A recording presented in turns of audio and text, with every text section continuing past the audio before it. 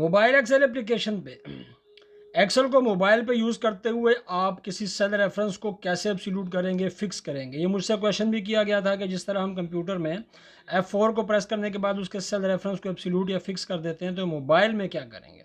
So let's go to the mobile Excel application और वहाँ पे आपको बताऊँगा कि इसको सेल रेफरेंस को एब्सोल्यूट या फिक्स कैसे किया जा सकता है। ठीक है,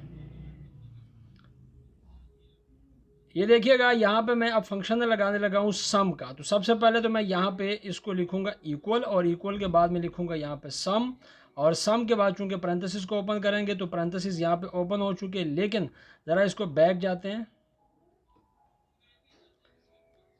अच्छा, ये देखिएगा मेरे पास यहाँ पे एक डाटा मौजूद है। यहाँ पे मुझे लगाना है सम का फंक्शन। ठीक है, यहाँ टोटल वाली जगह पे तो एडिट मोड में जाऊँगा, इक्वल के साइन को प्रेस करूँगा, उसके बाद मैं यहाँ पे लिखूँगा सम और उसके बाद चूंकि पैरेंथेसिस को ओपन किया जाता है, पैरेंथेसिस को ओपन